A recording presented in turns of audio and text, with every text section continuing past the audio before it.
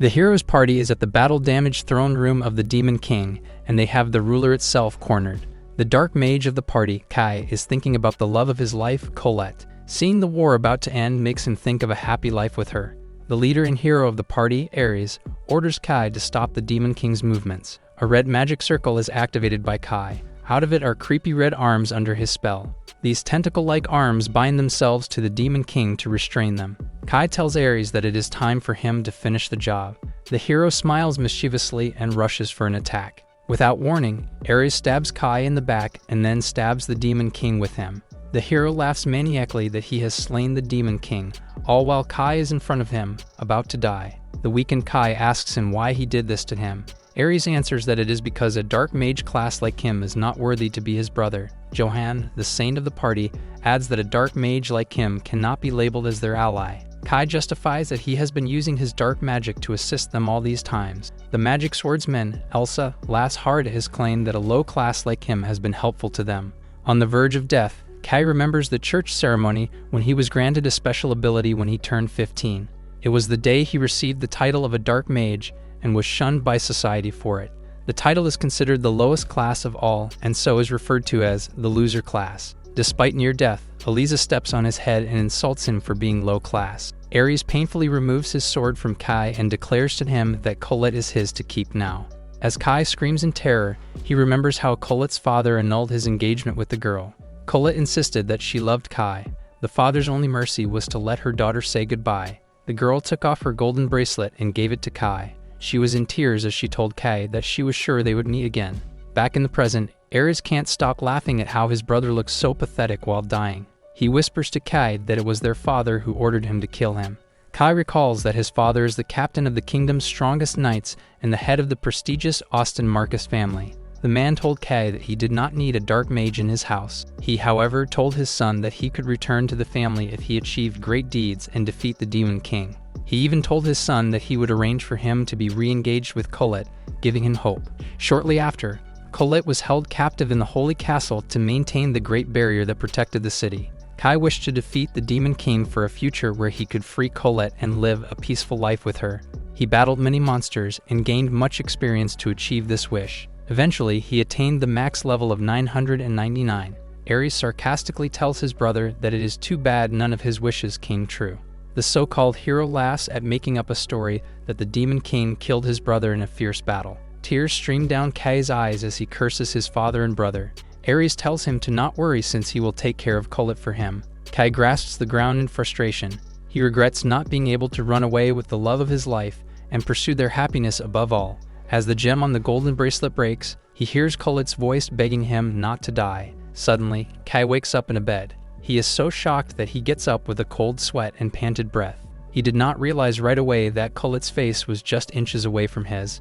He gets confused as to why she is not confined. Colette worries that Kai looks scared and pale. The man pats his own body but finds that his wound is gone. Colette looks so lovely as she greets him good morning. Kai looks at Colette with confusion and worry. He wonders why she looks so young when she is supposed to be 20 years old. The girl encourages him to get up since it is an important day for them today. The man laughs and apologizes for being so tired. The bedroom mirror gets Kai's attention and he is shocked to see that he looks younger. Colette tells him with excitement that today is their class granting ceremony. Kai puts his hands on her and asks with desperation what year it is. They are so close to each other that Colette becomes conscious. She pushes him away and tells him with a flustered face that he was too close. Feeling her makes Kai realize that this is not a dream. He notices something on his left hand and is horrified. He gets confused as to why the crest of the dark mage is still tattooed on his hand. He thinks about the impossibility of still having the crest if he somehow went back in time. He opens his status window to investigate and finds that his status is exactly the same as when he died. The only difference he sees is the note that states that he has entered a second world loop while retaining his status. The more he investigates, the more he feels confused. He thinks deeply about what magic can pull this off, and he ends up remembering Colette's voice begging him not to die when he was losing consciousness. He is so deep in thought that Colette has to snap him out of it. The golden bracelet suddenly falls from the bed. Colette picks it up and voices how she thought she had lost it. Seeing the broken gem on the bracelet makes Kai remember when Colette promised that they would meet again. It makes him realize that his time loop started when it broke. He ponders the possibility that the bracelet must have been imbued with Colette's saintess power. He starts to laugh, making Colette feel confused. Suddenly, the man embraces her. Tears fall as he tells her he can change the future with his current power. The girl is flustered and confused all at once. All the man can think of is how he can change the future of her being imprisoned and change his fate of being killed. He whispers to her that he will never let her go again. This makes the girl even more red and confused. Kai realizes what he just said and instantly removes his embrace. Colette tells him that it is okay since they are engaged. Realizing she said too much, she does not say more.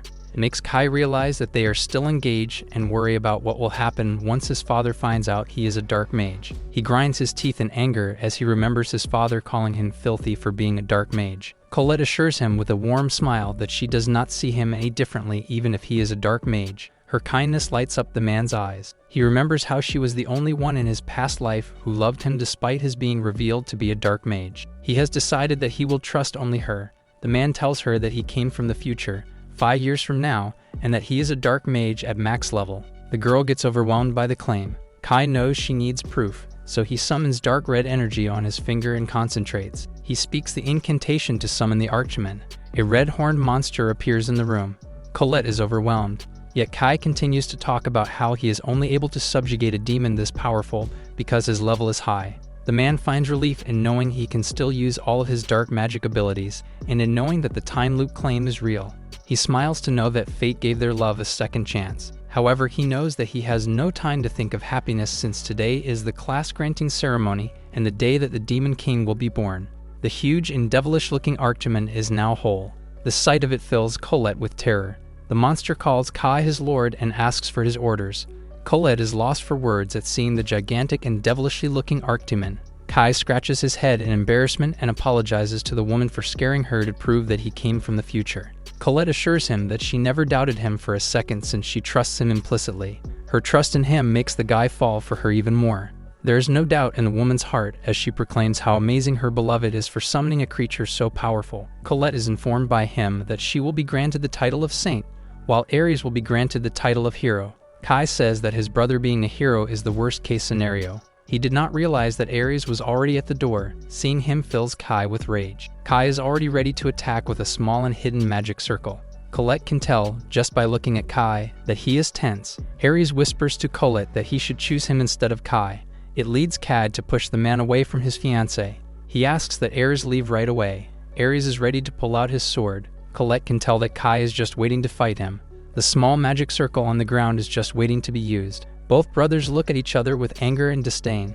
The tension gets interrupted by a servant who appears to call Ares to his father. Ares puts his sword back on its hilt and says he is coming. Colette can see from Kay's face that he is serious about taking his brother down. He asks his fiancée to get some air. As they leave, Ares observes how happy they are together. It fills him with so much envy and rage. The couple takes a walk in the streets of the town. To Kai, seeing everything again is nostalgia. He hears someone call him master, and he is taken aback. It turns out that the town baker just wanted to thank him for getting rid of some thugs the other day. Kai thinks about how people only respect him because they do not know yet that he is a dark mage. Colette compliments him for being admired by everyone, but she sees that he is too deeply troubled to be cheered up by her. They get to an open field where they can continue their conversation. Kai reports that Ares will immediately commit a grave error the moment he is granted the title of hero. He informs her that it is because of him that the demon known as Grise will rise as the Demon King. Within 3 days after the Demon King's rise, the Holy Kingdom will fall. The man looks at the people in peace around him, knowing that they will not be around anymore in the future. He continues to say that the Holy Capital will counter by erecting a golden barrier of light around its city, and that they will imprison Colette to sustain it. Meanwhile, Kai will be exiled from the Austin family for being a dark mage, and they will be torn apart for it. Colette instantly reacts in recoil as she tells her beloved that she wants to be together with him forever. His response is to offer to live together away from it all. The woman blushes as she asks if he means to propose. She is so happy that she hugs him and proclaims that they will be together forever. They hold each other in a tight embrace as Kai says he regrets that he should have done this from the start. He gets a horse and asks that she stay at the remote town of Lux to avoid the war.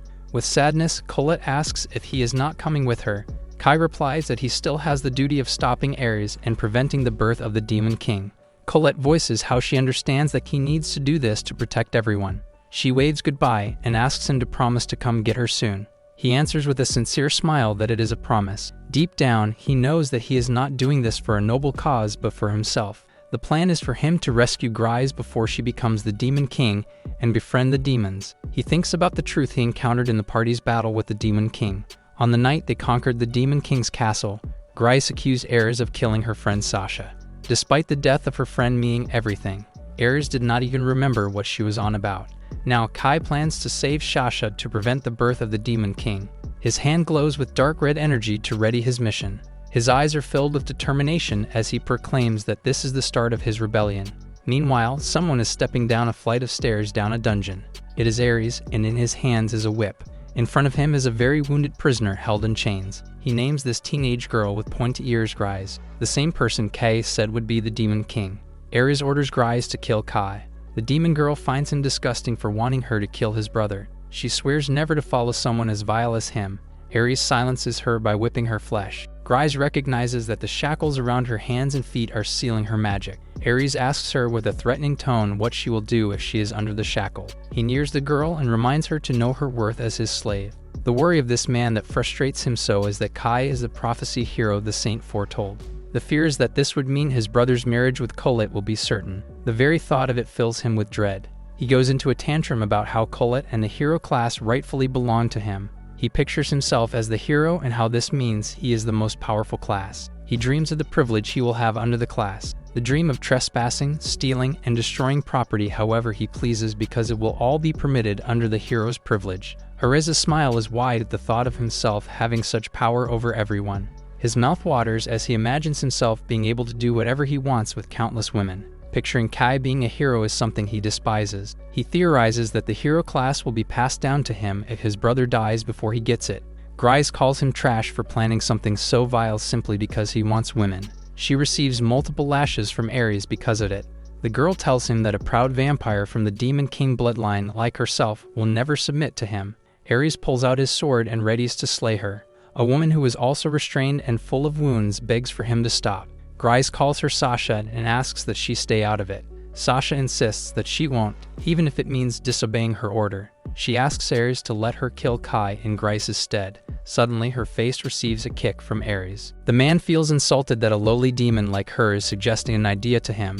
He takes out a dagger and slices her up on the chest. Her scream makes Grise even more enraged with him. Ares looks at her and smiles. He holds on to Sasha's face and asks how much her maid means to her. Sarcastically, he suggests that her empathy for her friend is an example of a demon trying to act like a human. Ares holds a dagger near Sasha's neck and then cuts her. Seeing how easy it is for him to hurt her terrifies Grise. Ares demands that Grise call him her lord and proclaim that she will obey his orders as his slave. Grise says that she will never do it. Ares then put his blade on Sasha's neck again, making Grise grind her teeth. The man raises his sword, making Grise say she will do it. She opens her mouth with hesitation. Sasha pleads with her lady not to do it for her sake. Grise replies that she will do anything for her. She calls Ares her lord and swears to obey his orders. Before she can say more, Sasha pleads with her not to throw away her pride. Ares feels insulted that she did not continue. He grew tired of their games and planned to just kill them both. He readies to strike with his sword, only to stop as he hears the bars of the cell moving. The bars suddenly get off their hinges, as it is revealed that Kai has come to rescue the girls. The girl tries to see beyond the smoke that Kai created. Grise is shocked to see the man with a dark mage crest on his hand. Ares is shocked to see Kai. He has no time to process it as Kai is already coming at him with a magic-enhanced punch, the impact of which sends him flying until he slams into the wall. The man instantly gets knocked out. Grise and Sasha don't know how to react. Kai approaches them and says that he sees that he made it in time before anything permanent happened. Grise demands to know who he is. Kai recognizes her as Grise and says that she will become the Demon King. The girl is confused about what he means by this. Kai looks at Sasha and also recognizes who she is. Grise asks how he knows who they are. Before he answers, he uses dark magic to cast a healing spell on Sasha, making her levitate within a purple aura. Grise can see that her wounds are slowly disappearing.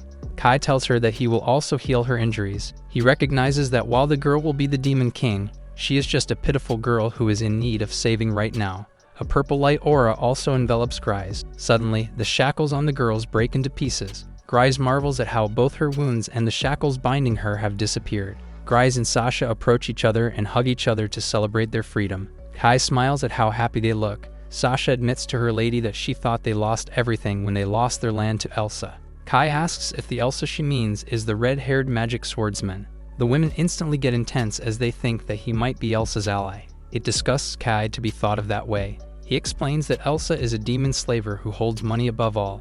With her fame and unmatched skills, she managed to join the hero's party by 17 years old. He professes to the girls that simply thinking about her makes his skin crawl. Grise wants to thank him for saving them, so she asks for his name. He replies that his name is Kai Austin. She realizes that he is Ares' brother and asks why he is helping demons like them. Kai shows them his dark mage mark and says that he has no place within human society. They recognize the mark and now realize why he can use dark magic. They find it strange that he can use high-level dark magic at his age. Kai asks what Ares' goal was for keeping them. Sasha asks her lady if she should answer him. Grise permits her and says that she trusts the man. Sasha tells Kai that his brother wanted to kill him to gain the hero class. The man is shocked to know that Ares has been trying to kill him for so long. Grise is proud to tell him that she refused. She admits that she owes him everything for saving a dear friend of hers. Kai remembers the Demon King version of her in the future. As he sees Fries happy to be alive with Sasha, he comes to understand how she ended up as a Demon King who hated humanity because of his brother. Kai looks at his unconscious brother. A thick ball of dark magic fills his hand as he thinks of killing Ares. He remembers how he tried to kill him and mocked him for being a dark mage. The thought of it angers him, but then he remembers when they were little kids with Colette.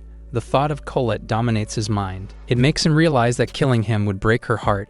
He removes the dark magic from his hand. He thinks deeply about what he will do to him. With great concentration, Kai summons a small creature made of dark red fluid from his forehead. This creature crawls into Ares' mouth. Kai tells the girls that it is a curse. Ar's face starts to show red markings. Grise asks what curse it was. His only answer is that it is a kind of curse that will make his life miserable. Grise's eyes sparkle at the things Kai can do. Sasha, on the other hand, is becoming more and more intrigued at how he can do one high to the next. It is hard for Kai to explain that he starts scratching his head.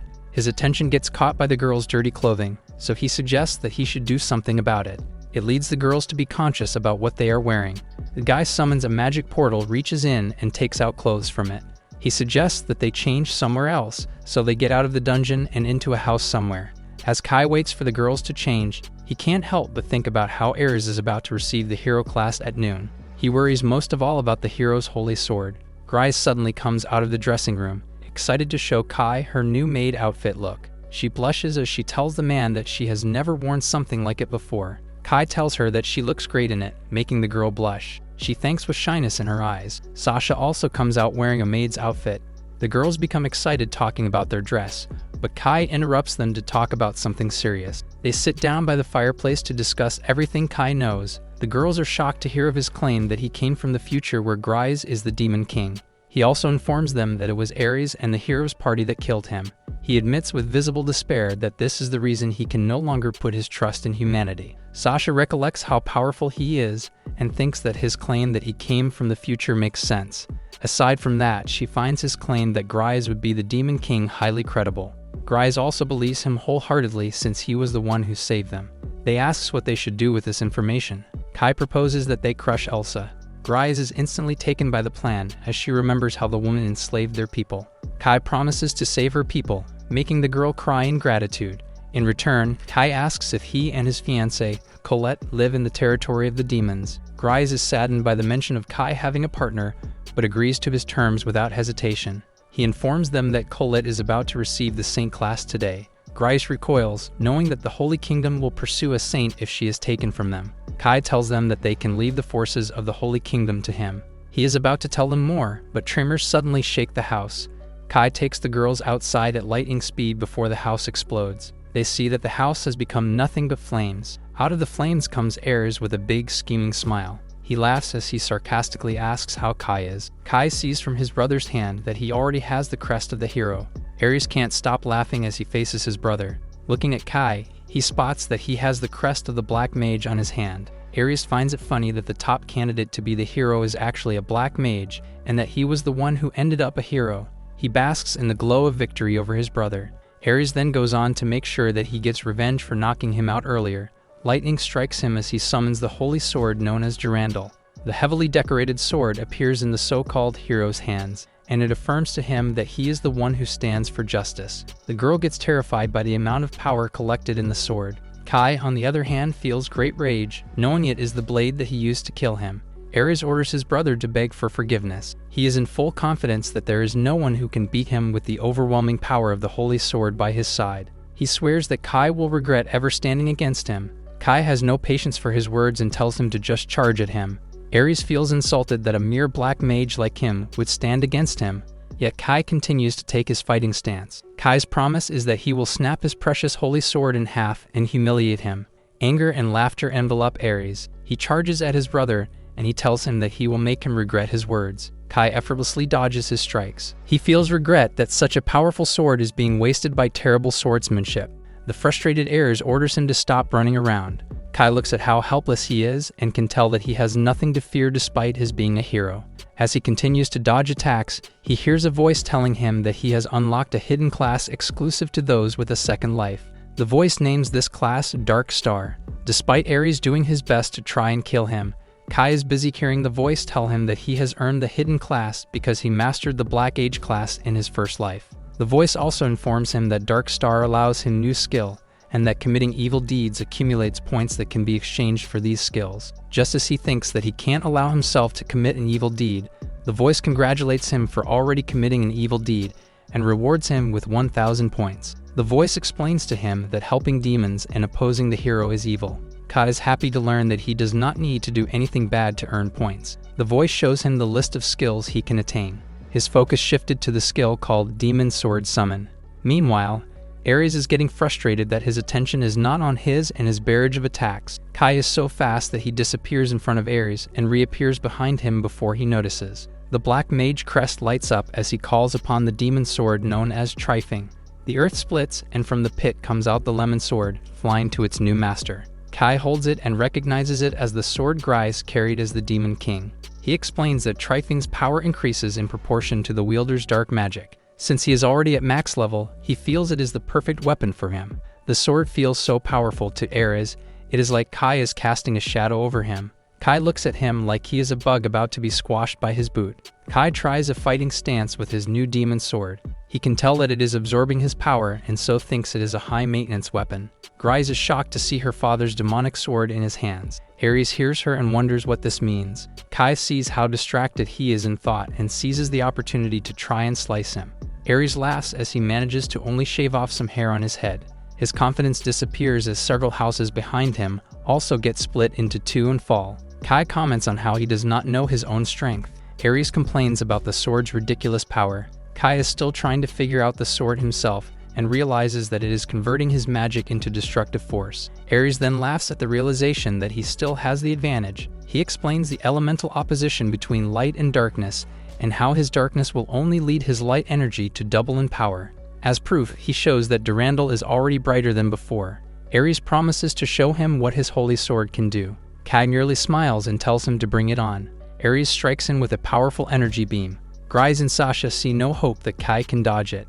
Despite this, Kai faces the beam head-on. A huge explosion occurs. The smoke clears to reveal that there is nothing left. Grise and Sasha become pale. Meanwhile, Ares laughs at how there is nothing left of his brother.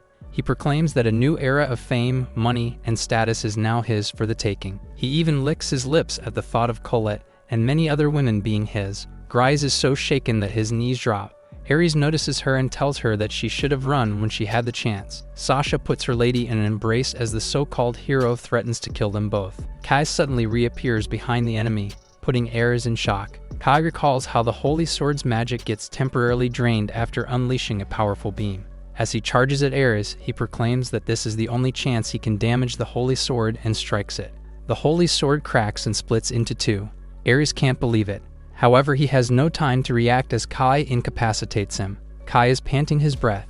He realizes that the demon sword consumes so much power that he can only wield it for 15 minutes. It dawns on him that the sword would have killed him if he were only at level 1. A voice tells him that he has earned 3,000 points for the evil deed of breaking the holy sword and defeating the hero. Grise and Sasha are relieved to see Kai alive and victorious. They approach Ares' body and see that he is still breathing. The girls take notice that the dark energy markings are appearing on his body, and it reaches the hero crest mark on his arm. Kai explains that his curse changes his hero crest into a black mage crest every time he tries to harm someone. As he says it, his crest indeed changes to the black mage symbol. He declares that from this day on, Ares will be known as a fraud pretending to be the hero, and as a result, the honor of the Austen family will crumble. He deems this to be his revenge on his father and family. Kai wants them to get out of the scene as soon as possible, but Grise suddenly approaches him and calls him her lord. She declares him the new demon lord. Kai's eyes widen with shock at the implication. Somewhere in the woods, Colette asks someone how Kai is doing. A creature that looks like a red ball tells her not to worry about him because no one in the world can defeat his master. It is revealed that this creature is small enough to be held by Colette, and that she calls him the same archdemon in her room. The archdemon flies with his little wings, and he tells her that his form right now is only temporary to conceal his identity. His attention is grabbed by the knights coming their way. He asks Colette to hide so that they can't figure out that she is a candidate to be a saint. Colette thinks about Kai and hopes that he comes back soon. Meanwhile, Grise keeps calling Kai the new demon king. Kai asks that she calm down since he is not who she thinks he is. Grise replies that being able to summon the demon sword is undeniable proof of his identity as the demon king. Sasha seconds it and adds that he must be the strongest one in history, considering that he defeated the hero and broke the holy sword. Kai does not know how to get out of this, but then realizes that he can use the title to be accepted by the demons. Grise adds with excitement that they must form a servant pact. Kai does not know what she is talking about, so she explains that the demon king can form pacts with others and grant them a class and significant enhancements. In return, they swear absolute loyalty to the demon king. Kai reviews his skills on his status window to see if he can grant a pact. He sees the skill called Servant Pact. Under it, he sees that he can grant different classes to a potential servant. He now realizes that this is the reason that the Demon King's subordinates were ridiculously strong. He continues reading the conditions of the pact and sees that a servant's betrayal of the Demon King means their death. It makes him reluctant to use it, but Grise is still determined to go through with it, as she feels duty-bound to swear loyalty to the Demon King. She adds that she has no worries because she knows that Kai is a good person. Kai asks them again if they are sure about this. The two girls go down on their knees to be ready for what they consider to be an honor. Kai unlocks the Servant Pact skill and tells Sasha that she will be his demon general. Sasha does not feel like she is worthy of such a title, but Grise assures her that it is suited for someone as loyal as her. Kai asks her what her decision is. She puts on a strong face and replies that it would be an honor for her to serve the Demon King as his loyal demon general. Kai puts his hand on her and bestows upon her the Demon General class. The crest of the Demon General appears on her left hand, and she feels how overflowing power flows within her. Kai marvels at how much power he can bestow. Grise takes her turn to pledge loyalty to him and ask for the power to save her people as one of his 4 heavenly kings. It dawns on Kai how determined her eyes are to follow him despite having the makings of being a demon king herself. He thinks about how he never knew a day would come when he would form a servant pact with a demon king. He puts his hand over her head and bestows upon her the power. In an instant, Grise gets filled with dark magic energy that dwarfs the houses of the city. Kai and Sasha watch on with wide eyes at her awesome power. Grise cheers with excitement for her new life as Kai's servant. However, Kai still can't get over how powerful she is, so he does not see her as his servant at the moment. Both girls hug each other in celebration of their new life with Kai. Kai watches the girls and is satisfied to see how much he has changed everyone's destiny. Suddenly, a group of holy knights comes marching in their way. Leading them is Kai's father, who demands his son to explain what happened. Kai's father, the divine knight Geese, points a sword at his son and demands to know why Ar is on the ground and why he has sided with the demons. Kai informs Grise that he is the leader of the holy knights and that he is his father. Meanwhile, the other knights are looking after Ares and see that he is still breathing. Again, Geese asks Kai what he has been doing. Kai answers that he is a dark mage now and that he will strive to become the Demon King. Geese sees the mark of darkness on his hand and realizes everything he just said is true. He screams at his son for losing the pride and heart of justice. Seeing his father talk about justice makes Kai sick. He remembers how many his father has tortured and threatened in the name of justice, and how he even concealed the birth of Grise as the Demon King. He then remembers making a deal with him to restore his Austen name, only to order his exile and execution. It leads him to tell his father that he would rather be evil than support his brand of justice. Geese thinks he has been corrupted by his dark mage class. Kai assures him that he will not be his problem anymore since he has relinquished his connections to the Austen family.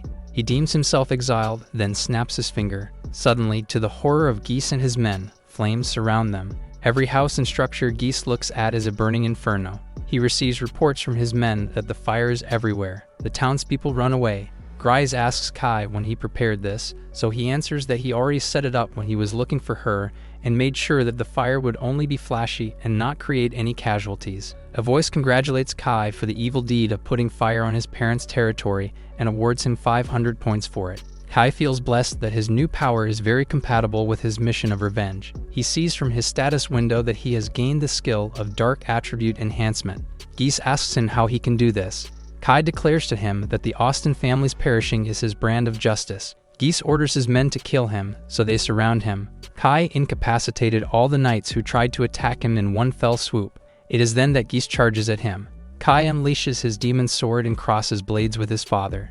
Geese recognizes the sword, and it makes him even angrier. As he tries to finish his son off, Kai sees an opening and cuts off his right arm. The old man screams as he sees his arm roll away. One of Geese's men hands his commander his sword back. The Holy Knight leader smiles as he knows that he can easily heal his arm back. He gets shocked realizing that his arm is not growing back. Kai informs him that he used magic that prevents any form of recovery. He recalls how he cast this high-level black mage skill the moment he slashed him. He tells his father that he only stopped the bleeding as a last act of mercy for him. Geese asks how he can use such high-level magic despite only receiving his class. Kai does not answer and instead reminds him that a warrior without a dominant arm is useless in battle. He declares that Geese's justice no longer holds any power. The old man is confused as to why he would do this to his own father. Kai remembers how he split him and Colette apart, as well as when Ares told him that it was their father who wanted him dead. Kai replies that it was he who killed him, but Geese has no idea what he is talking about. A voice awards 500 points to Kai for leaving his father without hope of recovery. Geese then sees the incapacitated Ares nearby and smiles as he gains a new idea. Geese slowly realizes that if Kai did not receive the hero class, then Ares must be the hero that St. Johann prophesied. He feels confident that he can beat Kai together with Hero as long as he is the hero. Geese's knight is nervous as he points at Ares's crest mark. The father is shocked to see that Ares also holds the mark of a dark mage and gets into denial about how St. Johann's prophecies are never wrong. Kai is secretly thinking that he camouflaged Ares' mark of light to that of the mark of darkness. He thinks about how he needs to be ready for Johann because he considers him his most dangerous enemy within the hero's party. He remembers his ability to take a glimpse 7 days into the future and sees that he must be eliminated as soon as possible. Kai looks carefully at his depressed-looking father, and he asks if the mark of the Black Mage means Ares will be exiled. Geese screams out the word no, and he mourns for the glory of the Austin family name. He tells his men not to heal Ares and deems him no longer an Austin. Kai walks away satisfied that Ares has lost his noble status because of his trickery. He tells his father that he will leave him to his sadness. Geese asks him if he truly wants to side with the demons. Kai answers that he will because he considers them more trustworthy than humans. He then thinks about Colette and how she is the only human he trusts. He looks at Grise and Sasha and sees them to be more noble than the human race. He remembers how much they love each other when they celebrated their freedom in the dungeon. To make sure it is over, he tells his father his final goodbye. He and the girls pass the city gate, where the gatekeeper asks him what's going on inside. Kai tells him that there is nothing important, and then orders him to kill anyone who pursues him. The gatekeeper is hesitant but says he will follow his order. The gatekeeper sees Kai and the girls instantly disappear in front of him. The three reappear at a lake. The girls see that the destroyed city is already in the distant background. Grise praises Kai for showing his father no mercy and then asks if they will be going to the demon territory next. Kai replies that he would like to go to Lux Village first to pick up Colette. He then gets the idea to strengthen the two girls before the journey. He points his hand towards the girls to lend them ability enhancements. The girl feels a warm power flowing inside them. Kai explains that he can share the skills he acquired with his subordinates without them disappearing from his person. The girls' bodies get overwhelmed by the feeling of the power that he apologizes to them.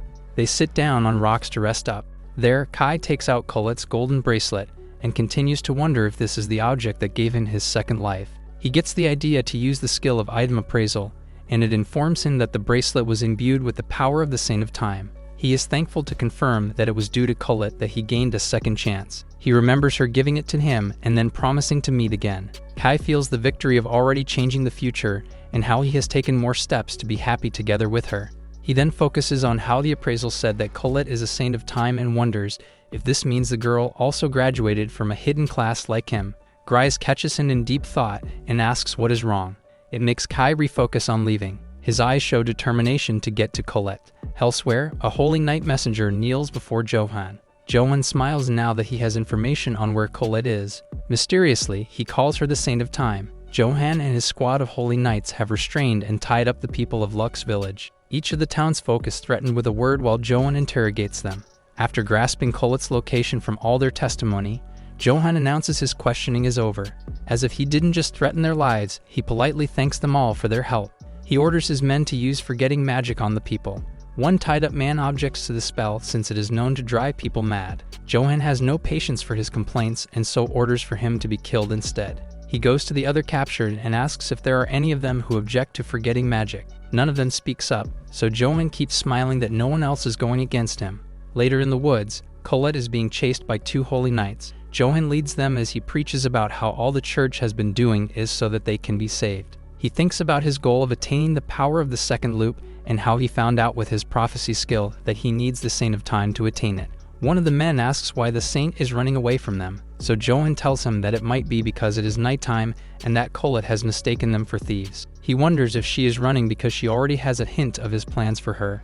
Eventually, Colette, with the Archimate in chibi form, gets cornered by the holy knights. Johann bows with insincere respect towards Colette. Seeing her and the mark of the time saint on her hand makes him feel like everything is going his way. He tells her that a prophecy has revealed to him that a demon king will be born, so they need her power as a saint to protect the capital by erecting the Great Barrier. Colette informs everybody that the birth of the demon king has already been stopped by Kai. She tries to reason that half of the human population should have been killed by now according to the prophecy. Yet if it did not happen, it must be because Kai stopped it.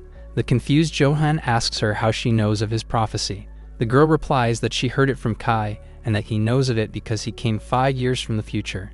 Johann laughs, realizing that Kai is a witness to the second loop. He paints Kai as a monster by informing Colette that her fiancé used his dark magic to nearly kill his brother and set fire to the Austin territory before escaping. Colette believes that he is lying, but Johann replies that his prophecy also showed him that Kai is the demon king. He orders his men to capture her for siding with the demon king. Johann thinks about how he needs to take Colette as a hostage to lure Kai to him and take information from him.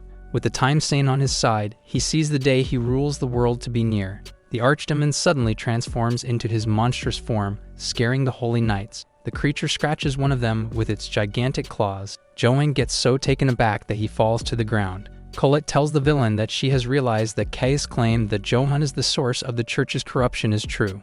She orders him to repent, and he apologizes immediately. The archdemon thinks he is lying and would rather just kill him. The ever-compassionate Colette orders him to stand down. Johann is on his knees, explaining to Colette that the Pope was the one who ordered him to capture her, and that he does not see the need for it anymore if the Demon King's birth has been stopped. He swears to his god that he is telling the truth. Colette believes him and orders everyone to drop their weapons. Johann orders his men to bring him the one wounded earlier. Colette volunteers to heal him, but Johann insists that he do it instead. He pulls out a bottle of healing potion and feeds it to the wounded man. Johann smiles and sarcastically praises Colette for being a sweet woman. The archdemon readies a finishing blow on the wounded man to get ready for whatever the villain is planning. Meanwhile, the wounded man is screaming in pain. After a second, his body transforms into a hulking brute strong enough to block the archdemon's punch on him. Johann announces that his level booster can bring anyone to over level 800. The archdemon faces the newly muscled brute, and Johann sees that Colette is left unprotected. He casts an arrow made of light on her. The holy light arrow heads for Colette, but the archdemon gets in front of her and takes the damage. Colette worries for her friend. It does not stop the demon's suffering as it continues to scream out its pain. Johann sees the demon's sacrifice as a weakness unbefitting for a higher demon like itself. The holy knight meditates to activate their enhancements for battle. The question is whether what they are about to do is the right thing, but they still charge for an attack. They wound the dawn all over its body, causing him further pain. Colette tells Johann that he needs to be ashamed to be called a saint because of how cowardly his tactics are. Johann replies that everything he does is good because he was the one entrusted by God to be the epitome of good and justice. The archdemon thinks he is scum for thinking so. Despite being already weak, the demon still thinks of Colette and urges her to run away. He turns into dust as Colette looks at what's happening to him in horror. The hulking man feels empowered by his victory over the archdemon. His proud moment gets cut short as he feels intense pain all over his body. He keeps screaming about how much it hurts. He begs for his lord Johann to be healed by him. Instead of taking pity on him, Johan orders him to stay away from him. It is Colette who approaches and heals him instead. This leads the man to instantly cry in guilt for what he has just done to her. Despite her attempt, the man still dies. Johan's only reaction is to voice out how he made Colette all filthy. Colette asks if he knew his potion would do this to him. The man replies that no matter how many experiments he did, the effects on the drinkers kept staying the same. Colette cries for the dead man and calls Johan the true demon humanity should oppose. Johan approaches her for the power play of comforting her. He then tells his men that having the Demon King's subordinate as her bodyguard proves that Colette has been corrupted. It justifies him putting golden chains of light on Colette to restrain her. Johan warns the woman that every time she voices her support for the Demon King, her chains tighten. She insists that Kai is not the Demon King. Johan relishes how her love for Kai will only put her in more suffering as the chains tighten around her. Colette is filled with tears as she thinks about her love. One of the knights asks Johan to be less cruel since the lady showed mercy to them. This insults the villain, who kills the complainer with a light beam to the forehead. Colette can't believe how cruel Johan is, even to his own men. Johan makes a speech about how everything he does is good because he has been chosen with the title of saint. The chains tighten around Colette, but all she can think about is how she failed Kai by being captured. Johan is getting excited at what the Demon King will do now that he has Colette in his hands. Elsewhere, Kai is looking at the sky, wondering if his beloved is safe. He returns to the cabin he stays in with the demon girls. He sees that the girls have cooked their dinner and comments on how amazing it smells. Just as he gets excited to begin eating, Kai's crest of darkness begins to hurt, making him drop the firewood from his hands. He realizes that what he is feeling is the Archdemon's power returning to him, making him fear that something bad must have happened. He speaks with the Archdemon telepathically and orders him to tell him what happened. The demon reports that Colette has been abducted, sending Kai into a panic. Grise and Sasha are in the cabin and are cooking dinner using the meat Kai hunted for them. Knowing this leads Grise to talk about how great of a hunter her master is non-stop. She recalls how she was being mentored him when they were trying to catch rabbits. She thinks it was incredible that he caught a rabbit instantly that moment. Sasha notices how happy Grise gets every time she talks about Kai. She laughs at her for it, leaving Grise confused. It was then that Kai entered the cabin and dropped his firewood. He reports to the girls that Colette has been taken. He tells them that the Archdemon guarding her was defeated. Grise finds it impossible for an Archdemon to be defeated unless it faces an army. Kai worries that Colette is now completely alone. The Archdemon apologizes to his master and says that it was Johan and his holy knights that captured Colette. He also reports that Johan called Kai the witness of the second life. This shocks the mage because he has no idea how Johan could have known this. He realizes that he should have thought about the possibility of finding out through his prophecy skill. He realizes that Johan knew Colette had time powers all along in his first life and made it a priority to force her to create the barrier that protected the capital. He wonders what his goal is and if he wants to go back to the past. The Archdemon continues to report that Johan claimed that Kai is the Demon King and that he also put Colette in holy restraints to strip her of her free will. Kai imagines the horror of his beloved being enslaved in the holy chains and is horrified. He calms himself and tells the Archdemon to take a rest. Grise sees that Kai is not moving, so she asks if he is okay. The man trembles in rage as he thinks about how he will never forgive Johan and the church. He swears that they will get a fate worse than death. Grise slaps him on the back with a hand enhanced with black magic to snap him out of his serious trail of thoughts. The girl tells him not to lift the world on his shoulders alone and to realize that he has her and Sasha to ease his burden. The girls go on to say that they can rescue Colette together. Kai reviews how he once considered the demons. He thanks both of them for being willing to help him. He marvels at how he now considers the demons as his allies. They talk about what they need to plan, so Kai tells them that a powerful barrier will soon cover the holy capital and that breaking through it is nearly impossible. He even says that even Grise at her strongest in the future could not penetrate it in her multiple tries. The girls ask him what the plan is, so he says that they need to send an informant inside the capital. He explains that the barrier is strengthened by sacred artifacts within the castle and that they should send the informant inside to destroy them. The girls can't imagine anyone working for them. Kai smiles, making Grise realize that he has already thought this through. He answers that he already has, but that breaking the barrier would not be enough if there are only 3 of them to attack the holy capital. He suggests that they first must reclaim Grise's demon territory. Grise protests since they need to save Colette first, but Kai assures her that they need to do it first for their plan to work. Kai thinks about how Johan has just created a demon king even more terrifying than Grise in the future. A dagger is suddenly thrown at Kai from the window that he manages to dodge. A person with a face hidden in a white hood and blades for weapons enters the cabin. This mystery visitor asks if Kai is the Demon King. It is revealed that there are many hooded enemies entering the cabin, and they introduce themselves as the Purifiers while charging for an attack. Kai tells the girls as he avoids the Purifiers' attacks that they are the church's hidden side that eliminates people in the shadows. One of the enemies throws daggers at him. The man is so busy dodging the attacks of one Purifier that he fails to try to avoid the daggers. Luckily, Sasha comes in front of her master and blocks the daggers with a plate. Grise also assists him by kicking one Purifier out of the cabin.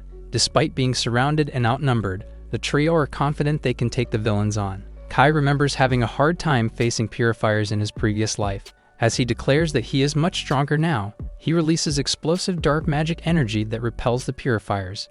He also acknowledges that he now has allies. Sasha throws plates at Purifiers while kicking them in midair to make them stronger. The plates hit the Purifier with enough power to knock them out. Meanwhile, Grise releases a glowing red liquid and then manipulates it to become a whip that hits all the Purifiers surrounding her. Kai is impressed by how they can fight the Purifiers so easily, but still advises Grise to not let their guard down and treat them like they are forest rabbits. Grise does not know what he is talking about until she remembers when they were hunting for rabbits and Kai told her that rabbits usually hide in the shadows of trees when cornered. His teachings led them to a rabbit hiding behind a tree. Grise smiles at the memory and then alerts herself. Meanwhile, there are Purifiers hiding in the bushes waiting for the chance to ambush her. Grise closes her eyes and concentrates on her hearing. The Purifiers sees an opening and charges at her. They do not realize the glowing red fluid on the ground where they are running. It suddenly turns into stakes that eliminate all of them. The stakes with hanging bodies are even taller than the trees. Grise thinks it is only natural she was successful because she put Kai's teachings to heart. The girls feel so much stronger, and they thank their new contracts with Kai. Kai recognizes that they are right but also acknowledges that their natural abilities did a lot to help. Sasha shows him that he captured one of them. Kai offers the man to make a contract with him and become his familiar. Grise opposes this, but Kai signals her to step back. The captive says that someone like him who swears their allegiance to the church would never ally with him. Since he said no, Kai orders Grise to turn him into an undead using her vampire powers instead. The captive imagines himself as an undead creature and is more horrified by the possibility. Kai asks in his name, so the man answers that he is Mateo. Kai reminds Mateo that if he becomes his familiar, then he will die if he ever betrays him. He puts his hand over Mateo's head and gives him the class of Demon Commander. The Purifier suddenly feels overflowing power within him. Grise asks Kai again why he made a human and an enemy his familiar. He answers that he will be their informant in the Holy Capital. Grise takes back her objection and gets excited instead for him to tell her his plan. Kai turns to Mateo again and orders him to tell Johan that the Demon King possesses an item that is essential for the second life cycle and that the saint needs to head south to get it. Kai then says that his plan is to gather more informants within the enemy ranks by turning more into his familiars, and then using them to break the Holy Capital barrier when the time comes. Grise is impressed by his strategic mind, convincing her once and for all that he is truly the strongest Demon King. A voice informs Kai that he is awarded points for defeating the Purifiers and turning one into his informant. Kai thinks about how many allies and resources he can get all in the name of rescuing Colette. Sasha suddenly shouts as she sees a demon with sheep-like features covered in wounds on the ground. Grise asks him what happened, so the sheep tells them that he ran with the others when the demon territory was lost. He continues to say, as he struggles to speak, the name of Elsa. Kai, Grise, and Sasha were on their way to the Demon Kingdom when they rested up in a town. The sheep demon thanks the trio for saving him, as he is healthy now because of their help. Grise swears to him that she will never let any of her people die. The sheep bows to her out of respect. He mourns how their land is now at the hands of Elsa and her faction and asks that they be careful. The trio heads to a tavern where men are drinking while talking about how easy it was for them to raid a place. While it catches Kai's and the others' ears, it is their talk about how Elsa will be given the title of being a noble soon that really angers them. Kai calms down Grise, knowing that this is an opportunity to get information on Elsa's faction. The waiter serves Grise some rice omelette, making her forget about her mood as her focus turns to her dinner. Meanwhile, Sasha pours her lady a glass of wine. The girl's beauty catches men's attention. One of them comes over to the trio's table and asks Sasha to pour a drink for him too. Sasha refuses, but the man shows his entitlement to be served by revealing that he is one of Elsa's vanguards. Meanwhile, Grise is excited to begin eating her omelette. The vanguard feels insulted that she is not paying attention to him, so he knocks their table down. The Vanguard's pals are laughing while he bullies, unlike the crowd, who are horrified by what is about to happen. Grise sees her omelette ruined on the floor and gets angry at the bully. The Vanguard tells Kai that she will be taking his demon girls from him. Kai calmly tells the man to stop. The man sees his black mage crest and deems him bold enough to stand up to him. Kai orders him to pay for the omelette, so the man readies his metal-spiked knuckles for a fight. He praises Kai's bravery for not running away the moment he sees his knuckle. Kai just calmly says that all he wants is to ask questions, but the man still punches him. His punch makes an explosion that makes him confident that he won. However, he suddenly experiences pain and gets incapacitated. His condition makes Kai wonder if he overdid it. The crowd is stunned, as well as the others of Elsa's underlings. Kai faces the underlings and demands that they answer all his questions. He continues to tell them that a dark mage has many torture spells, forcing the horrified men to say that they will tell him everything. They head outside, where the men tell Kai all about how Elsa is using demons for slaves. Kai then heads back inside with a big smile on his face and a bag full of the underlings' money to buy everyone drinks. The crowd cheers as they raise their glasses of beer. Kai tells the girls that he does not want Elsa to know about this event, so he will take advantage of everyone being drunk so they can be more susceptible to his high-level harmless memory-erasing spell. Meanwhile, Elsa's underlings are tied up outside, crying over the money they lost. The girls cheer as they have leftover money to get themselves new clothes. Kai finds that this is a good idea since their made clothes attract too much attention. Meanwhile, there is a hooded woman with glasses among the crowd, quietly observing the trio. A battalion of holy knights marches to the town where Kai and the girls rest. They stop only to question Elsa's underlings. The old commander of the knights shows the underlings a magical image of Kai and asks if they have seen him. The leader of the underlings takes a good look at the image but still reports that he did not see anyone like him. Meanwhile, Kai, Sasha, and Grise are at the nearby hill and are observing the knights. Sasha counts that their numbers are 300 in total and that they are likely the elite Templar Knights. Kai sees that the enemies are acting so quickly when it was just a day ago that they sent purifiers after them. He ponders what Johann is planning if he is mobilizing the entire church to catch him. He also thinks about what he will do to the knights once he finds out that they have hurt Colette. He faces Grise and Sasha and orders them to kill all the knights. The girls face their master without a look of hesitation. Kai then continues to say that they must do it without damaging their bodies. They are confused as to why he wants them to hold back when their enemies are large in number and have light attributes to protect them from their black magic. Kai voices his confidence that the two of them are so strong that they can do it easily. The two look hesitant but say that they trust him. With everything planned, he orders them to begin. Kai then hears a rustle in the bushes but chooses to ignore it. The battalion of holy knights is leaving with huge smiles on their faces as they carry so many bags of money they looted from the town. The commander then sees a silhouette of a person in the distance. Looking closely, he realizes that it is their target, Kai. The commander and his soldiers take arms while accusing Kai of the arrogance of appearing before them. Kai asks if Colette is safe, but the commander tells him that they have no business telling him anything and that she will live and die as the church pleases. This leads Kai to deem him as scum. Suddenly, there is an explosion at the rear of the battalion. It turns out Sasha and Grise have made their attack and are making knights fall, one by one. The commander is stunned to see elites taken down so easily. After a while, Sasha puts her blade on the commander and tells Kai that she has the last knight standing. Kai ponders if he should not kill him right away, considering he is a commander. The commander looks at him in fear as he realizes that he has thought of a use for him.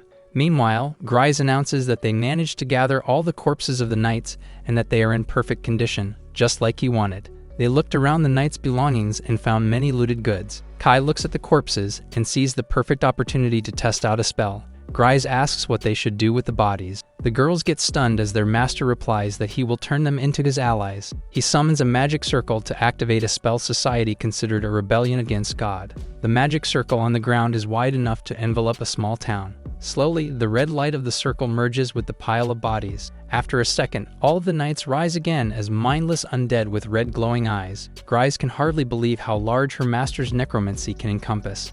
The commander falls to the ground after seeing his former men surround him with a glare of glowing red eyes. Kai dubs them his unbeatable army of elite knights. The scared commander deems this an unforgivable act against God. Kai finds insult in his comment.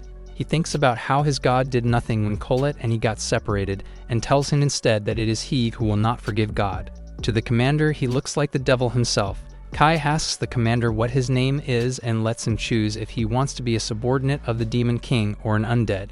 A voice congratulates and awards Kai points for defeating an army of holy knights and making their commander defect. The Archdemon appears in his small form to tell Kai that he has defeated the scouts, so Johan will not hear about this. The Archdemon also asks his master what they should do about the other matter. Kai looks at the bushes behind him and says they need to take care of it too.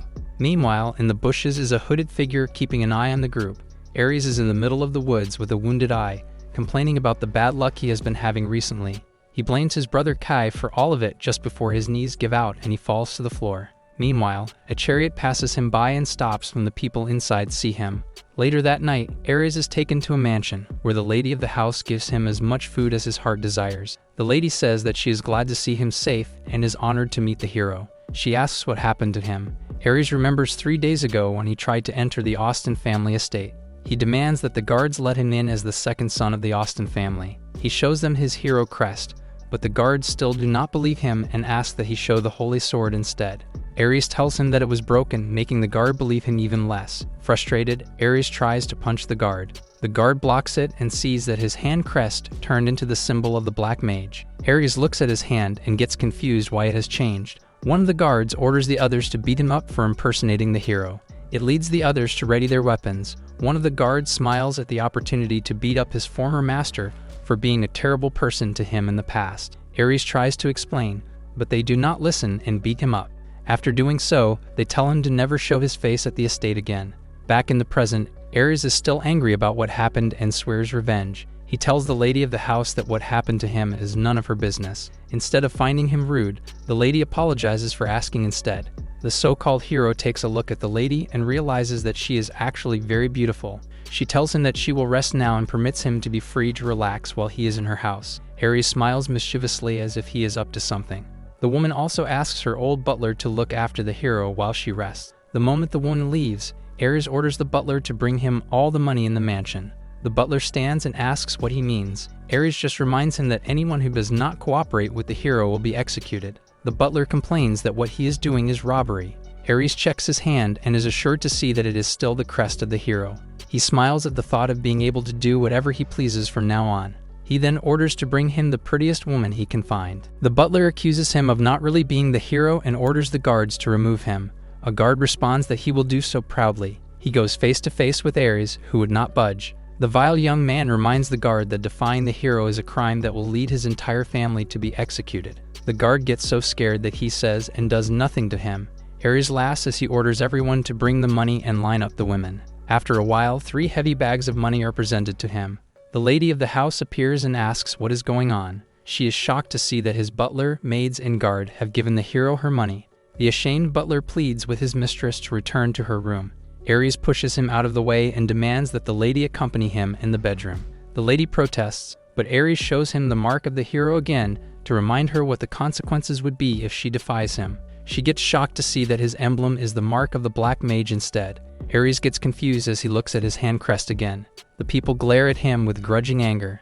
The guards go after him while he runs away. As he runs, Ares shouts out that he is the hero. He finds himself outside at night, filled with wounds again. There is no guilt, only anger that his crest keeps changing.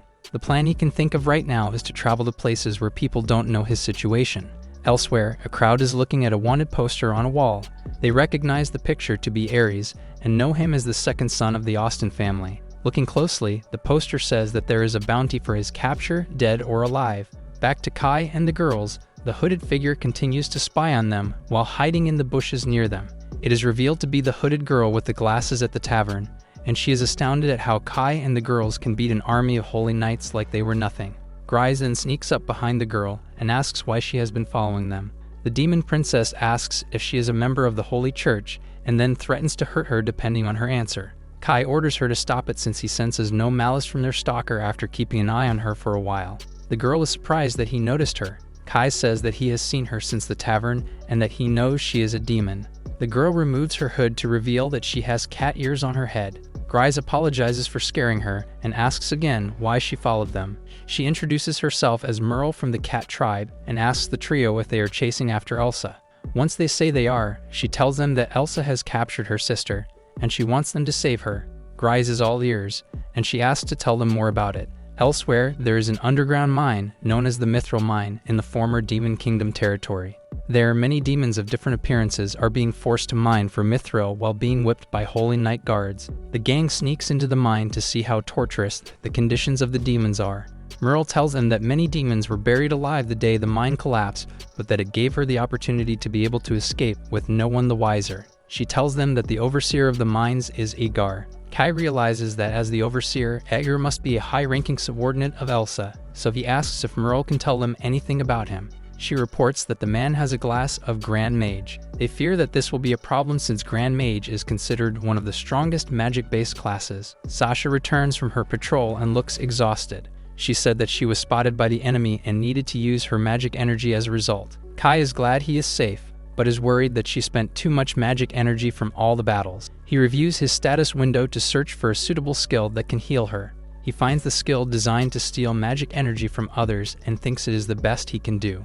He puts his hand near Sasha's face to give him the skill called MP Drain. He explains to her that she has given her a skill that will transfer his magic energy to her. She protests at the idea of taking magic from him, but he explains that while MP Drain can take magic energy away, the caster can also get magic from allies without taking any from them. He further elaborates that he gave her the ability for recovery and strategy. Although secretly, he also gave it for a third purpose. Sasha says she understands and then uses the new ability on her master. The girl feels her energy being restored. Kai is glad to see her healthy again. He asks how her patrol went. She answers that she spotted a caravan on the road near the mine and that it was full of caged demons. She had the impression that they were being transported as slaves. The suffering of her people gets to Grise, but Merle asks that they wait. She warns them that the caravan might be Edgar's, so they can't attack without thinking. Grise holds her by the shoulders to calm her and assures her that her Lord Kai is someone she can rely on. He then tells her that she swears to save her sister in the name of her former title as heir to the Demon King. Merle feels assured by her and then pauses in shock that she just implied that she is Princess Grise. Kai announces that their new mission is to save the prisoners. The man then holds Grise's shoulder and also gives her the MP Drain skill. Now he feels like they are ready to face the Grand Mage. He believes this is the opportunity to gain allies for rescuing Colette. Meanwhile, a caravan is traveling by the mountainside road. Instead of a horse, what is pulling the vehicle is a teen girl with the same cat ears as Merle. Despite how much she is struggling, the driver screams at her for being so slow. The cat girl continues to pull the carriage until she falls. The driver is revealed to be Edgar, and he threatens to zap the girl with his magic if she does not continue pulling. The girl does not listen and instead tries to catch her breath. The bully zaps her with electricity magic, putting the girl in agony. She falls again while her body produces smoke. Edgar threatens to sell her sister if they don't arrive at their destination by nightfall. The girl says she will continue but begs not to sell her sister. She moves the carriage again with all the strength she has left. It makes Edgar smile that she does not know that her sister probably died in the mine collapse. A man inside the carriage tells Edgar to be careful. The man inside, named Walter, says that they need to watch out for the Demon King since he and his companions attack. Edgar thinks his concerns are pointless since no one is stupid enough to attack people like them in Elsa's faction. Aside from that, he has confidence in the unbeatable barrier he put around their vehicle. Walter sees that he will not listen and groans in frustration. After a while, the cat girl is slowing down again, so Edgar threatens to zap her again. He is then surprised to see that the magic energy he collected on his finger disappeared. He tries to make it reappear but finds all his attempts useless. One of the men inside the carriage asks Edgar what happened to the barrier he erected. It makes Edgar panic and become alert to his surroundings. Walter goes outside as he senses something strong coming. Suddenly the carriage trembles. The carriage takes a sudden stop, making Edgar slam into a nearby tree. He looks and sees that Sasha is at the rear of the caravan and has stopped the carriage by simply holding onto it with one hand. Edgar fears how powerful she seems and curses the timing that they can't use magic. His men also report to him that all their magic has been drained too. Suddenly, Grise frees the cat girl from her restraints. The demon princess is relieved to see that their plan is going well. Just as Edgar worries there are more attackers, Kai appears. Edgar demands that his men stop them, but all of them say that they can't do anything without magic. It makes Edgar realize that Walter is the only one who can protect them. Walter approaches Sasha with his gigantic sword and apologizes for what he is about to do. He is so fast that Sasha barely dodged his first strike. She is left off balance from her dodge, so Walter finds the opening to hit her. His blade gets inches away from her, only for Kai to block his sword with his demon sword. Walter is impressed that he is strong enough to stop his strike and then is surprised to realize that he is holding the demon's sword. Edgar is getting frustrated and orders Walter to kill Kai quickly. Before he can say more, Grise's whip strangles his neck. The demon princess orders Edgar to stand down. Walter drops his sword and raises his hands as a sign of surrender. Kai then approaches Edgar, leaving the villain to grovel for his life. Kai tells him that he will not be his judge, but that he will leave the demons he captured to decide his fate. The caged demons glare at Edgar, so the scared villain asks that they show him mercy because he has shown them kindness. The more he speaks about how he has taken care of them every night, the more the women from the enslaved get enraged. They answer Kai that they want their captor to experience death, making Edgar pale. Kai says that it has been decided, making Edgar regret that he does not have long. A skeleton creature, burning with dark magic, appears behind the pale Edgar to take him. The lifeless Edgar drops to the floor, then the skeleton creature disappears. Grise is excited about how much her master's plan worked so well, but Kai tells her that it is all thanks to her and Sasha. We rewind to the time when Kai just gave Grise his ability to drain magic energy. Kai tells everyone that they can't fight a grand mage head-on, so they need to use their magic draining skills instead. While Grise is instantly smitten with the plan, Sasha is concerned that it would take them too long to drain a grand mage's power. Kai is not worried and tells them the rest of the plan. When Edgar's caravan arrives their way, the three absorb his energy all at once from a distance. It is then that Edgar notices that he can no longer use magic. Grise laughs hard at remembering Edgar's confused face. Kai tells his girls that they can't lose as long as he has them on his side. Deep down, Kai is not confident yet that they can beat Johan with their current power and hopes to gain more strength. He orders the others to free the demons from their cage. Eventually, they free them all. They see, however, that they all look exhausted. Meanwhile, the tied-up men are secretly talking about escaping. They lose hope, knowing that while they can free themselves from their ropes, they know that they will just get captured again. Merle suddenly appears from behind the boulder just beside the tied-up men. One of the men smiles as he gets an idea. Meanwhile, Kai is healing all the demons they rescue with his magic. He looks among them to see which of them are strong enough to be allies to rescue Colette. Merle appears to the group, glad to see that Kai and the others are safe. Her sister sees her and is glad to see her. Suddenly, the men escape from their ropes and grab Merle from behind. The villainous men smile as they now have the advantage. Just as one of the men demands to be let go, Merle's sister, Melty, strikes him with her claws before he can react. The other escaped man then uses his magic to shoot at the catgirl with projectile rocks. She dodges all of them effortlessly. She then dashes at him at bullet speed and takes him out too. Kai realizes that he has found a strong demon. As Melty catches her breath, her sister hugs her. They cry and smile as they continue their embrace. They both thank Kai for everything he has done for them. He asks that they thank Grise instead. Grise objects as she reminds him that this is his opportunity to show them he is their new demon king. Kai takes in her words and realizes she is right. He addresses everyone and tells them all about how the Holy Church considers the darkness attribute and demons as evil. He tells them of their lies about demons being unfeeling monsters incapable of lies. However, he says he disagrees and that it is they who are more capable of love than humans ever could. Kai continues to tell them of his plans to create an ideal nation in the demon realm where darkness attribute beings and demons can live without discrimination under his rule as a demon king. Even the tied-up Walter is intrigued by his plan. Kai continues that his first step is to retrieve the mithril mine. All of those who are listening are all ears to the things he is saying. The man invites everyone to take up arms and retrieve their demon kingdom. The demon roars with adrenaline-filled cheer. Meanwhile, Walter is just as stunned, if not more so, than the others. On the other hand, Grise can't stop crying at his vision. She tells Sasha not to pay her any mind since she is just happy. Kai then puts his attention on Walter.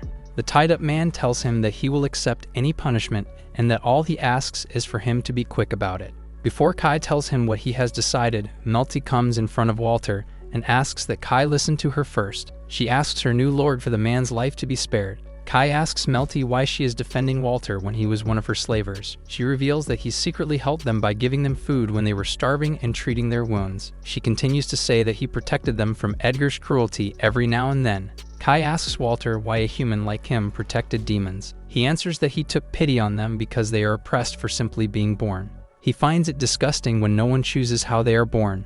Kai asks if his class is a dark knight. The man confirms it by saying he despises his own attribute because it makes it difficult to rise within the holy knights. It made him feel like he could have done more to save someone precious to him if he had risen the ranks quickly. He remembers a commanding officer telling him he could never be a holy knight despite his strength because of his darkness attribute.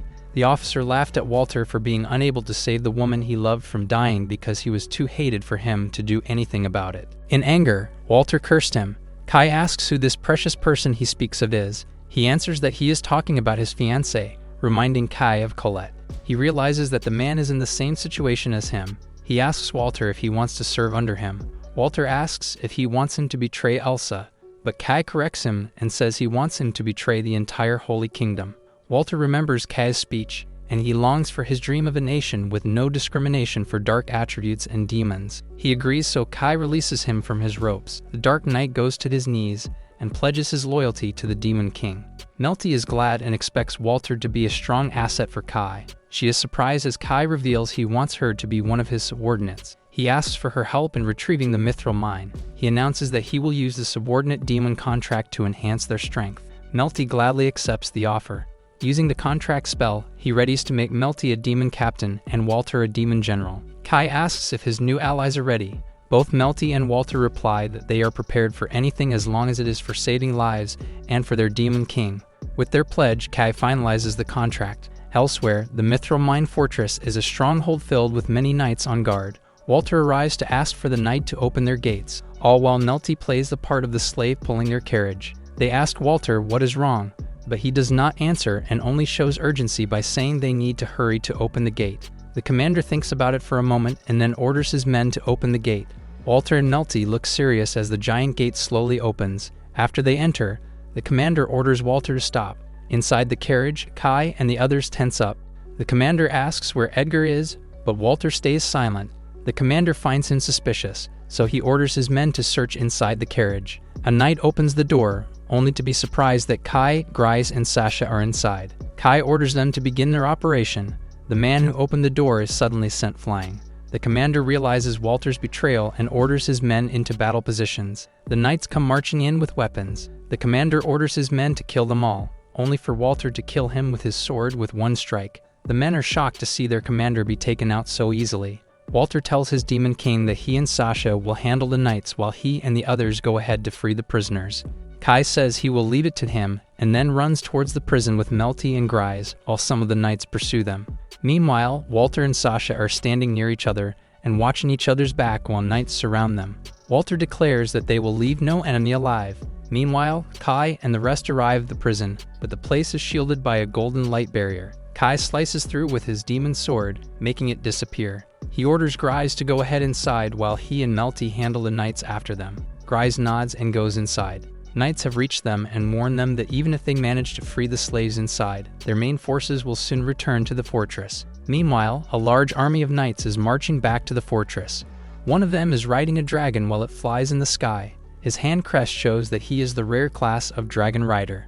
One of the knights laughs at Kai, thinking it would only be a matter of time until he finishes once their 1,000 troops and dragon riders arrive. Kai remains calm without care and simply waits for them to come. Meanwhile, the army of knights is about to arrive at the fortress. These men do not realize that they are being watched by many people in the shadows or in the bushes. These stalkers are the Demon King's undead elite Templars. They come out from the bushes and ambush them, all while Kai narrates how powerful they are. The living knights are barely hanging on to their lives as the undead slowly eliminate them one by one. One of the living army suggests that they use their numbers against the 300 undead, only for him to be cut on the cheek in mid-sentence. With just a surface wound, this knight dies. The others get confused about how he died from just a scratch. Kai reveals that he imbued the undead with the ability for instant death in each of their hits. They are so challenging that those left alive retreat. Inside the fortress walls, Kai predicts that the main force army must have collapsed by now, and that all that is left to worry about is the dragon rider. As he thinks this, a giant dragon's shadow is cast over the fortress grounds. Walter fears that the dragon is headed for the prison. Meanwhile, Melty continues to eliminate men near the prison. She can feel how much power she gained after going through the contract. Her moment gets disturbed as a rider and his giant dragon land on the roof of the house Melty is near. The dragon breathes fire to kill Melty, but she manages to dodge its flames. She looks at how huge a crater its attack left behind and gets scared of its power. The rider laughs as its dragon continues to breathe fire in an attempt to hit the running cat girl. Melty can do nothing but run as fast as she can away from it. Suddenly, many black holes open up in the path of the dragon's fire projectiles. Melty looks around and sees that the black holes have sucked up all the flames. The rider gets confused, only to see that Kai is on the ground with his hand stretched out. He and his dragon charge down towards Kai while swearing he will kill him. Melty worries for Kai and asks that they retreat. The Demon King rejects the notion and reminds her that they came to free everyone. Meanwhile, the dragon continues to be fast as it charges down. It opens its mouth wide to ready itself for a bite. Meanwhile, Grice is freeing demons within the prison by breaking their shackles. Once everyone is off their shackles, she encourages them all to run. The prisoners get scared as they see the dragon flying from the window. They start complaining about how they can never escape. Grice silences them by shouting and telling them that they have come to reclaim their land. She announces that now is the time to reclaim their freedom. Meanwhile, the dragon rider's die continues. While he does, he dodges a fireball that is reaching his face. He looks again and sees that multiple fireballs are coming his way. These fireballs hit the dragon directly in its face, causing it to fall. As the rider falls with it, Melty jumps and claws him into incapacitation.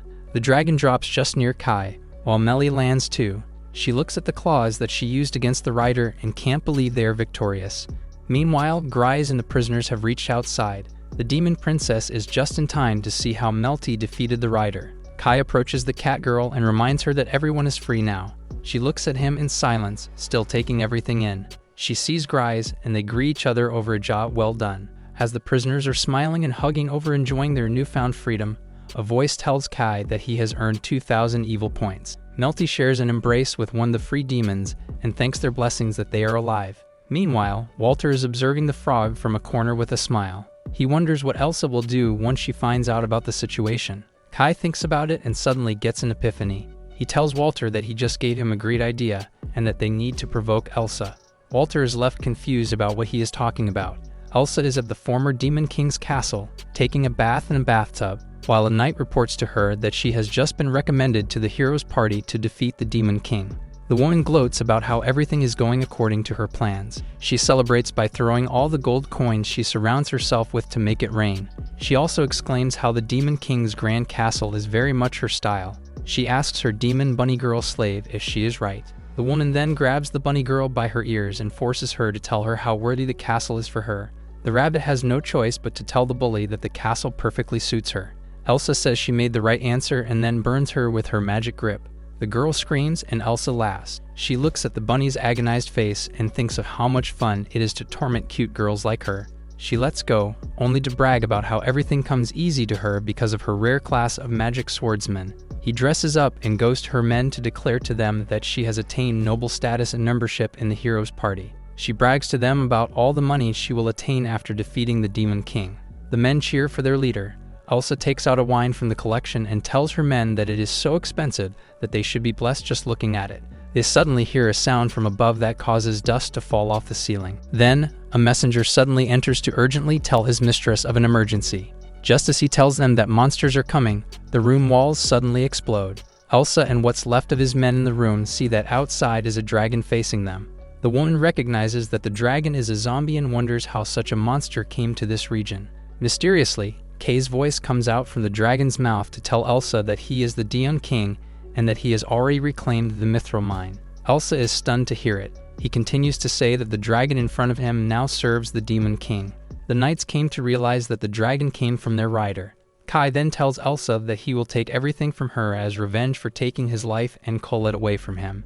Elsa says she has no idea what he is talking about and swears she will kill him for trying to steal from her. Kai replies that he can't wait to see what she'll do and then lets his dragon breathe black fire on Elsa.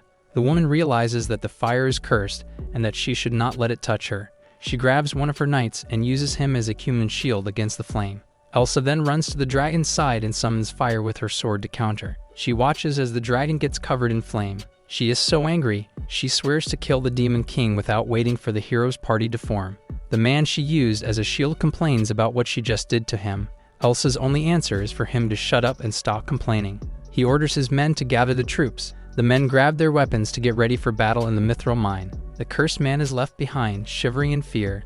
The men then inform Elsa that all the rare wine was destroyed in the dragon attack. The more news she gets, the more she thinks about how angry she is. She swears that she will never forgive the Demon King. Elsa and her men are on horseback as they head for the Mithril Mine fortress. On their way, they see their fallen forces and destruction in the fortress. Elsa arrives outside the fortress, still cursing the Demon King. They hear the playing of musical instruments from behind the fortress wall, and it makes them think that the enemies are throwing a feast. The thought of it makes Elsa grind her teeth. She magically puts fire over her sword and orders her men to kill everyone. With a strike, she destroys the entrance gate. Just as Elsa is getting hiked up for battle, she and her men see that only 2 demons with musical instruments are in front of them. The moment the demons see them, they run away. Just as Elsa reacts with confusion, Walter ambushes her from the air. His sword heads to Elsa's head, only for the woman to block with her own blade without even looking up. Without effort, she pushes Walter, who flies away. The woman enhances her abilities as her anger also rises. She looks so intimidating to Walter as she asks him how much the demons pay him to betray her. In an instant, she gets behind her enemy. She readies to slice him up with her flaming sword. Before she can, the army of the undead comes charging at her. The confused Elsa is stunned to see that even the fortress guards betrayed her. Looking carefully, she realizes that they are undead. She and her men block their attack. They then see that more of the undead are coming from the entrance. It discomforts them that they knew them from when they were alive. Elsa faces Walter again and tells her that the undead are not enough to stop her. The ground beneath Elsa and her men suddenly turns into a glowing purple ooze that is sucking them down. Meanwhile, the undead still continue their charge on them. After a second, the men realize that they can't move. Elsa deduces that the swamp is poison. Kai appears from the top of the walls and compliments Elsa for finding out she is under his paralysis poison spell. The confused Elsa asked how he could be the Demon King if he is human. She is impressed that his poison swamp is a spell equivalent to a grand mage. Meanwhile, her men are diminishing in numbers thanks to the undead. Elsa thinks that if nothing goes her way, then she will burn her men to clear herself from the poison. She readies to turn up the flame on her sword only to realize that she can no longer use magic. She thinks it might be the poison but realizes it is something else. Somewhere else, Sasha is using MP Drain continuously to steal the enemy's magic. Elsa is getting frustrated to the point of desperation. Her soldiers are now so few that the undead have a clear path to surround her. Elsa is thinking of using her secret trump card. Kai eats into it as he tells her that he knows she always uses a skill called Limit Release every time she gets cornered. The woman is stunned that he knows this. Kai dares her to use it. Elsa replies that she will. Her men beg her not to use it while they are nearby, but the woman tells them to just shut up. She starts the process of activating her Limit Release. Her men continue to convince her not to do it. The woman glows with bright purple light as she declares her spell.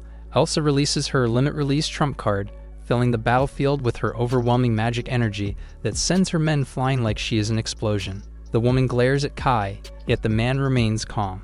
With her stats all tripled for minutes, she manages to jump off the poison swamp and onto a plank just above it.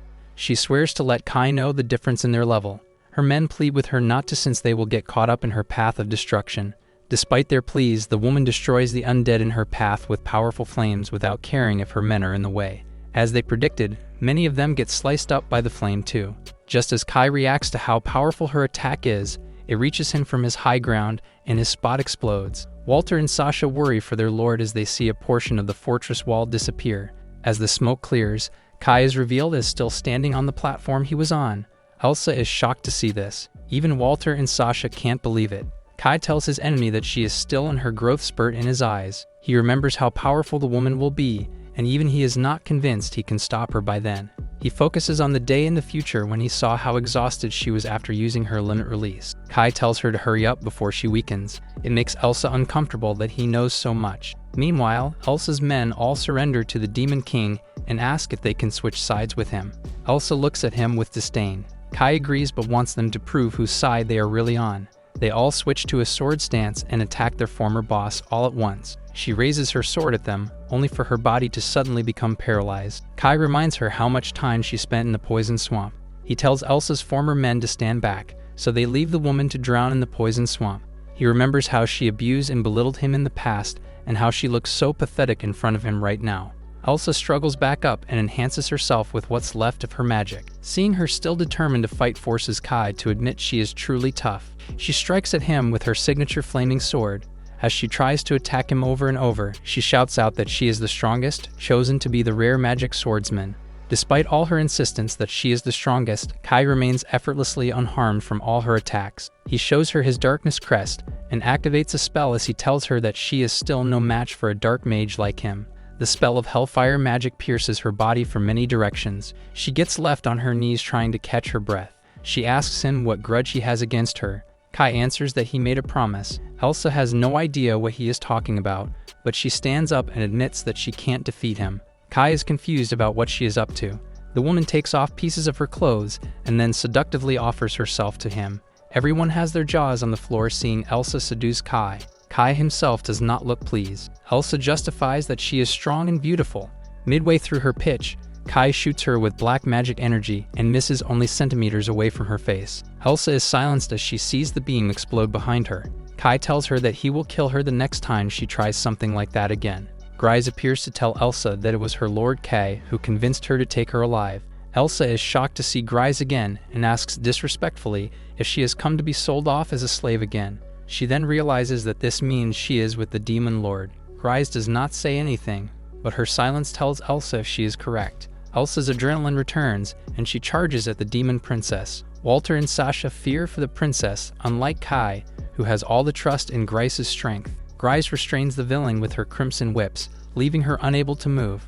The woman asks the Demon Princess how she became this strong. Grise only tells her to swear her loyalty to Kai. The villain objects. She struggles to get loose, but with each second, her limit-release strength fades. Grise tightens her restraints, putting her in pain. It forces Elsa to tell her that she swears her loyalty to Kai. Kai orders the villain to hand all of her wealth to him.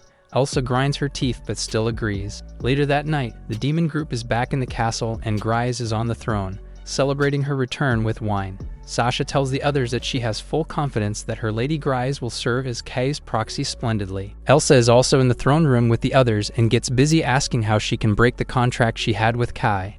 Melty tells her she does not know, disappointing the woman. Kai approaches her and tells her he will consider what she is asking as a form of betrayal, tensing her up. She recalls the moment Kai granted her the contract to be one of his 4 heavenly demons. Elsa threatened that she would have his head the moment she gets the chance. Kai makes it clear to her that the condition of the contract of servitude is that she will die if she betrays him.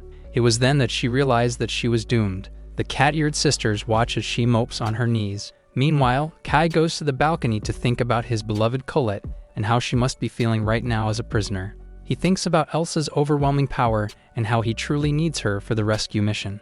The grand barrier around the capital weighs heavy on his mind, and he needs to plot down everything in order to break it. Grise sees him alone and informs him that an envoy from the mercenary group called Red Scorpion has arrived. He asks if Grise can join him in the negotiations. The girl says she does not mind but is visibly sad when she asks if he will leave the kingdom immediately after. Kai replies, as he stares into the distance, that he will.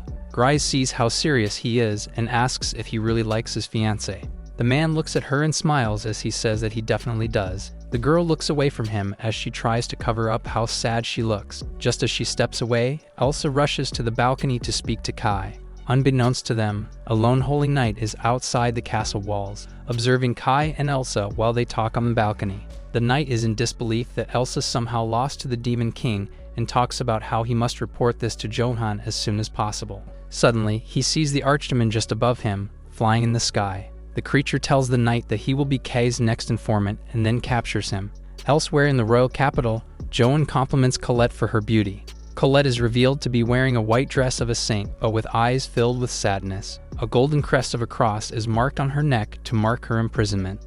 In the holy capital, Colette is being dressed up by servants in a fancy bedroom. They praise her beauty, but sadness is written all over her face.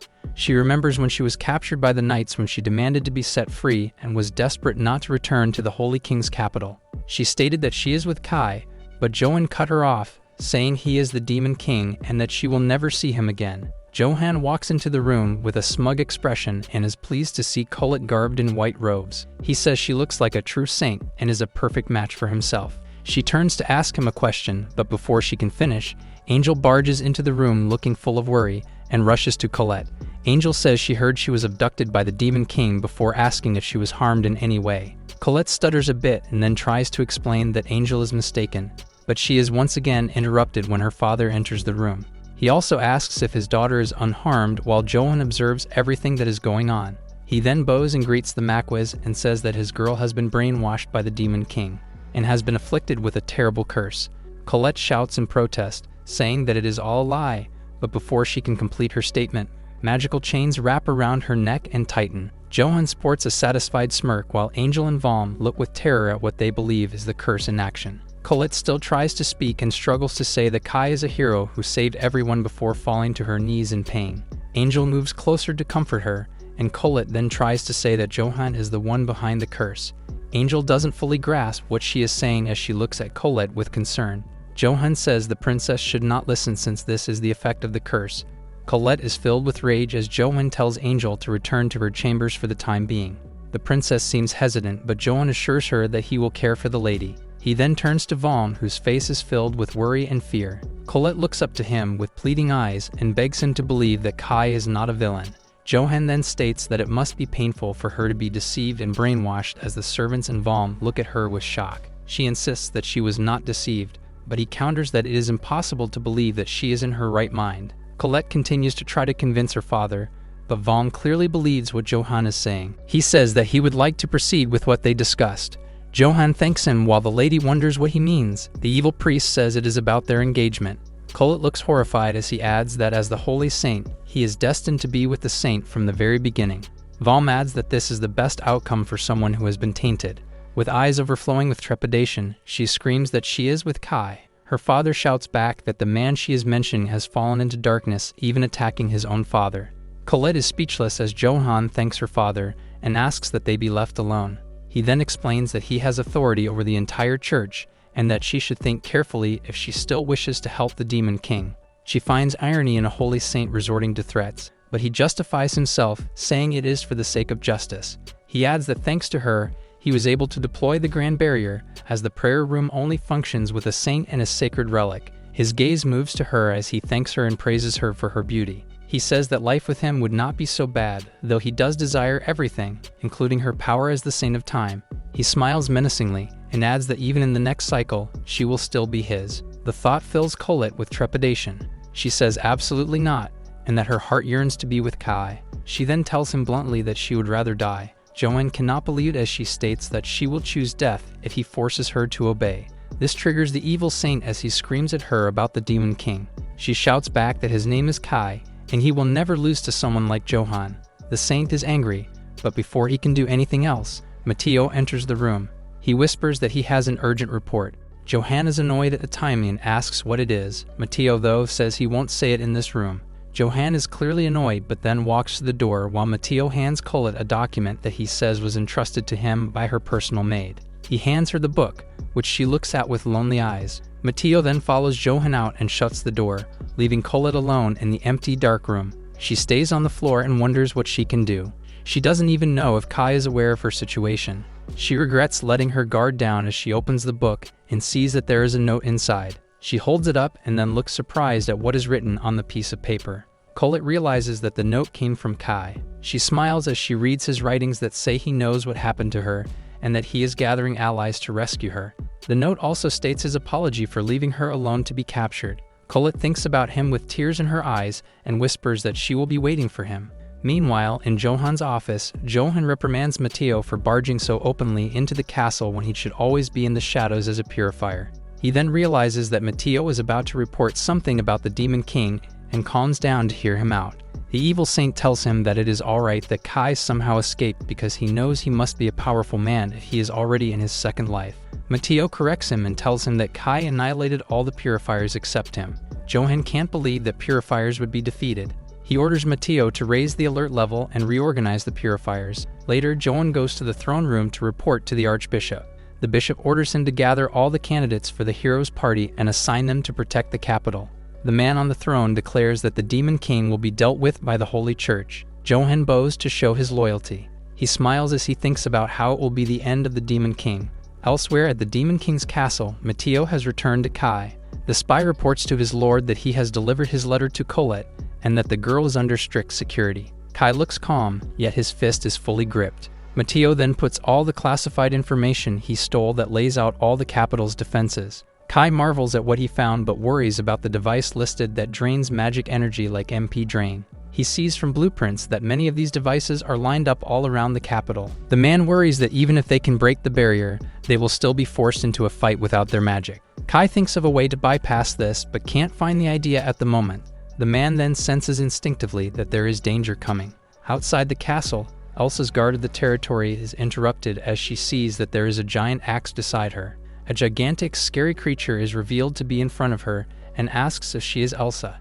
The giant presses on the ground with his axe, causing it and the tower behind Elsa to crack. A second later, the tower splits into two.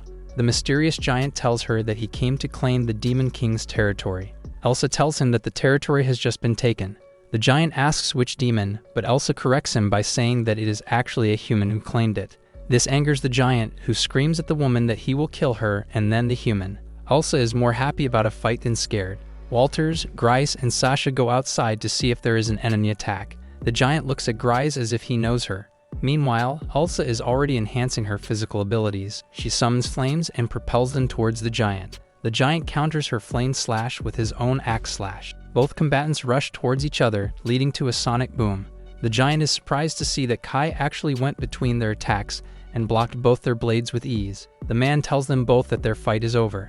The giant asks how he stopped his attack. Kai does not answer, instead asks who he is. Grice calls out the visitor's name as Balrog, and she looks happy to see him. The giant is also happy to see her alive. Everyone around, including Kai, is shocked that they know each other. The giant looks so gentle as he smiles at Grice's presence. Balrog is happy to see that the princess has grown up. Both he and Grice look so happy seeing each other again. The big guy says that he came to the castle the moment he heard that it was taken away. The man seems familiar to Ka, but he can't put his finger on when he has seen him before. It catches Balrog's attention that Kai is holding the demon sword. It reminds Grice that she should introduce him to her lord. The giant is intrigued that she just called him her lord. Grice realizes that she needs to explain. They head to the throne room, where Balrog sits down and looks around. Kai realizes that he is from the most powerful demon race known as ogres. Walter reports to Kai that they are almost done preparing for their operation. Balrog asks what Kai is planning. Grizz gladly introduces Balrog to Kai and explains that he was one of the 4 heavenly demons when her father was the Demon King. Kai is shocked to hear it. He now remembers him as a strong opponent in heavy armor in the future. Balrog asks why humans and demons are getting along in the castle, and then follows up by asking why Kai has the Demon King's sword. Kai answers that it is because he is the Demon King. Balrog's eyes widen. Kai understands why someone like him would not understand why a human would suddenly be claiming to be a Demon King. Sasha explains that not only did Kai fight for demon liberation, but everyone in the castle also swore loyalty to him. The giant looks around and sees that no one has any objections. The thought of demons being loyal to a human fills Balrog with so much anger that he grips a pillar until the squeeze destroys it. He reminds Sasha of the Demon King's last words before he died. The ogre declares to everyone that Grice is the rightful Demon King. He goes on to say that he can never accept a human for a Demon King. Grice tells him that she understands where he is coming from, but that Kai has all the qualities and strengths of a true Demon King.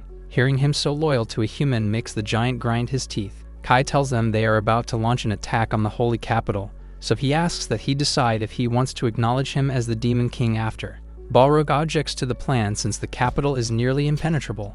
Kai replies that they will all attack as a coalition of humans and demons alike. Balrog deems his thinking ridiculous. Kai has had enough talking and starts ordering people for the siege on the capital right in front of the giant. Ignoring him insults Balrog so much that he readies his axe for an attack. Grice puts herself between him and Kai. She demands that he not stand in her lord's way. Balrog demands to know why she is siding with a human.